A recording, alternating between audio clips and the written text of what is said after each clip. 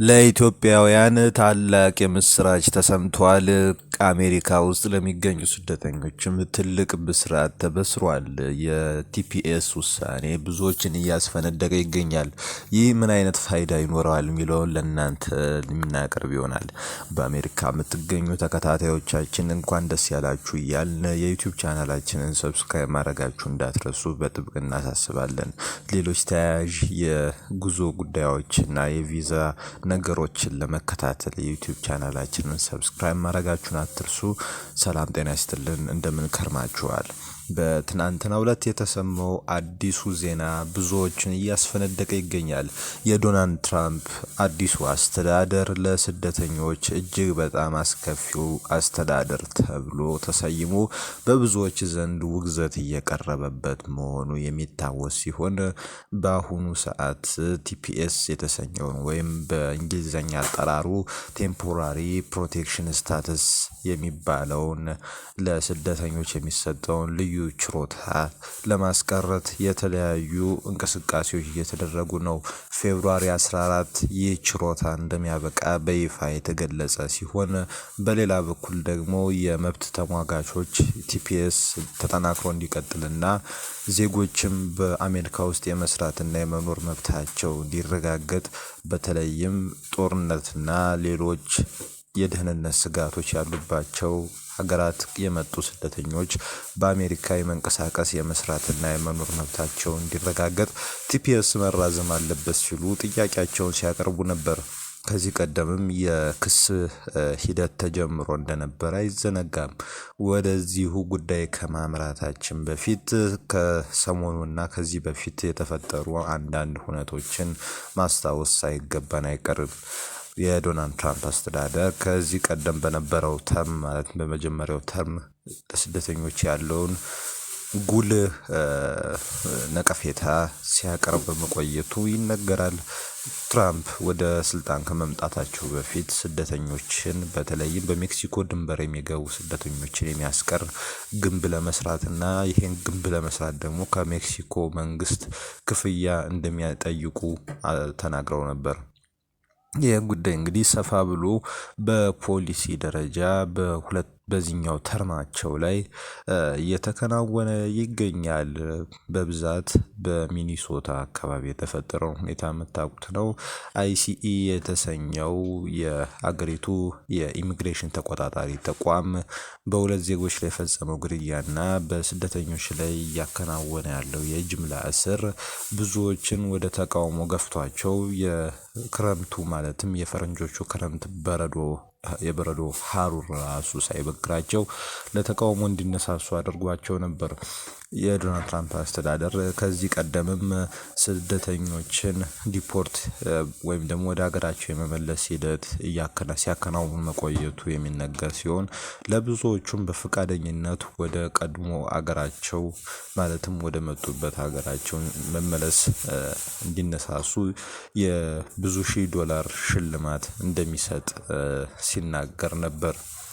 በዚሁ ዙሪያ ስደተኞች ከስራ ቦታ እየቀሩ በጭንቀት የተነሳ በየመኖሪያ ቤቶቻቸው ተደብቀው እንደነበረ አንዳንድ መረጃዎች ሲያሳዩ፣ አንዳንዶቹ ደግሞ እድል ያልቀናቸው ስደተኞች በአይሲኢ ፖሊሶች ወይም ተቆጣጣሪዎች ቁጥጥር ስር ውለው ወደ ቀደመ ሀገራቸው ዲፖርት መደረጋቸው የሚታወስ ነው።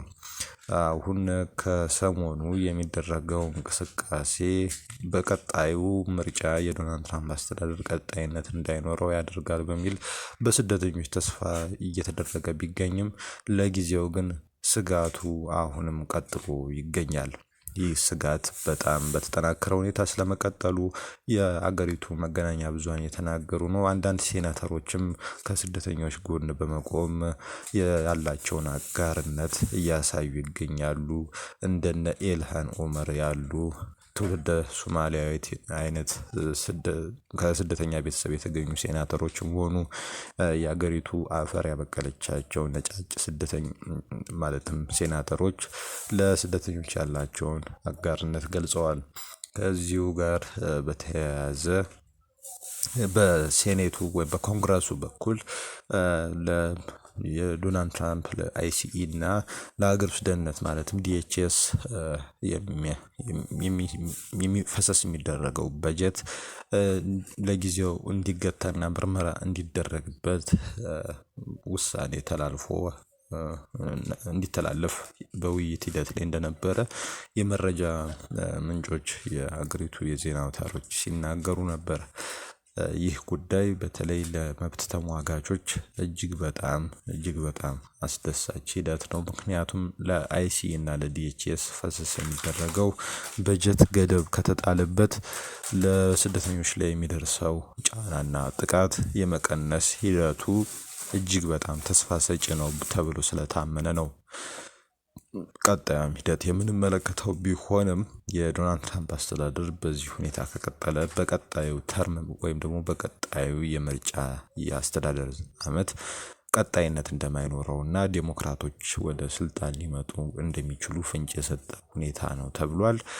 በበርካታ መጠይቆች ወይም ደግሞ ፖልስ ዜጎች የአይሲኢ እና የዲኤችኤስን ድርጊት ይደግፉ እንደሆነ ተጠይቀው የሰጧቸው ምላሾችም ለዚሁ ምስክር ናቸው። አብዛኞቹ ዜጎች የዲኤችኤስ እና የአይሲኢን የአባላት የቁጥጥር ሂደት እንደማይደግፉ ምላሻቸውን ሰጥተዋል።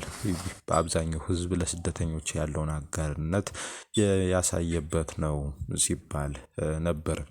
ወደዚህኛው ሂደት ስንመለስ የፌዴራል ፍርድ ቤት የቲፒኤስ የሚቋረጥበትን ሂደት ለጊዜው እንዳገደና ይህም ለኢትዮጵያውያን የምስራች እንደሆነ እየተነገረ ይገኛል።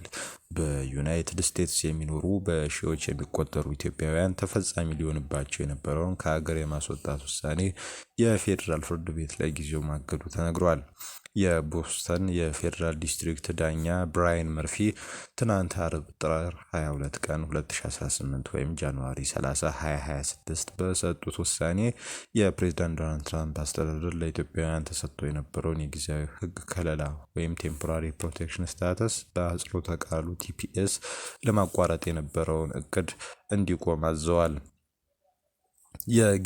የጊዜ ገደብ መራዘም በውሳኔ ዝርዝር ውስጥ የሚታይ ነው። የሀገር ውስጥ ደህንነት መስሪያ ቤት ወይም ዲኤችኤስ ከለላውን ለማቋረጥ ተሰጥቶት የነበረው የካቲት 13 ወይም ፌብሩዋሪ 13 የመጨረሻ ቀን ከመድረሱ በፊት ዳኛው የህግ ክርክሩን ለመስማት ተጨማሪ ጊዜ ለመስጠት ወስነዋል። ይህ ውሳኔ በኢትዮጵያ ባለው ጦርነትና ደህንነት ማጣት ምክንያት በሀገሪቱ እንዲቆዩ የተፈቀደላቸውን ከ5000 በላይ ኢትዮጵያውያንን የሚመለከት ነው። ከቲፒኤስ ጋር ተያይዞ የተሰጡ የስራ ፈቃዶችም የህግ ክርክሩ እስኪያልቅ ድረስ ጸንተው እንዲቆዩ መንገድ ተከፍቷል ማለት ነው። ይሄ ትልቅ አስደሳች ጉዳይ ነው። በአሜሪካ ሀገር ላሉ ወገኖቻችን የስራ ፈቃዳቸውንም እንዳያጡና በስራ ላይ እንዲቆዩ በተለይ በቲፒኤስ ስር ያሉት እጅግ በጣም የሚያስደስት ጉዳይ ነው።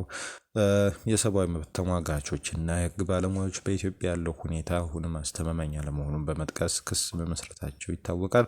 በተለይም በዚህ ሳምንት በሰሜን ኢትዮጵያ በጸለምትና አላማጣ አካባቢዎች አዲስ ግጭት ማገርሸቱ ለኢትዮጵያውያኑ ጠበቃዎች ትልቅ የህግ መከራከሪያ እንደሆናቸው ነው የተነገረው። በሌላ በኩል የኢኮኖሚ ባለሙያዎች በአሜሪካ ያለው የሀብት ክፍፍል ልዩነት ባለፉት 60 ዓመታት ታይቶ የማይታወቅ ከፍተኛ ደረጃ ላይ መድረሱን በማስጠንቀቂያ ሁኔታ አቅርበዋል።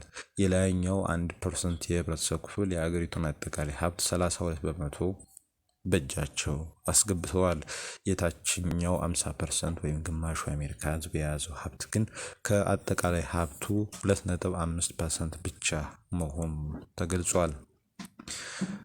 የፌዴራል መስሪያ ቤቶች የገንዘብ ምንጭ ትናንት እኩለ ሌሊት ላይ ሲያበቃ በዚህም የተነሳ መንግስት ስራ የማቆም አደጋ እንደተጋረጠበት ነው የተገለጸው። በተለይ በሀገር ውስጥ ደህንነትና በኢሚግሬሽን መቆጣጠሪያ መስሪያ ቤት ወይም አይሲኢ አሰራር ላይ በሪፐብሊካኖች እና በዲሞክራቶች ዘንድ ስምምነት ባለመድረሱ ውጥረቱ ስለመቀጠሉ ነው እየተዘገበ ያለው።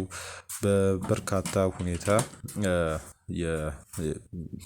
ያለው ሀገራዊ ሁኔታ በኢኮኖሚ አንጻር የመንገራገጭ ሁኔታ አለው በተለይ በአሜሪካ ሀገር ላሉ ሰዎች ማለት ነው። እና በመጨረሻ እንደ ማሳሰቢያ የምናቀርበው ከሆነ የቲፒኤስ ፋይል ያላቸው ወገኖች የግል ጉዳያቸውን ለመከታተል የኢሚግሬሽን ጠበቃ ማማከር ያስፈልጋቸዋል።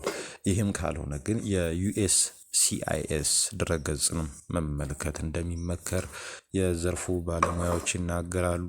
የዩቲዩብ ቻናላችንን ሰብስክራይብ አድርጉ። አሁንም በተደጋጋሚ ሰብስክራይብ አድርጉ፣ ሼር አድርጉ። ይህን መረጃ እንኳን ደስ አላችሁ ብለናል። ቀጣዩም ነገር የበለጠ ለእናንተ ብሩህ እንደሚሆን ተስፋ እናደርጋለን። መልካም ጊዜ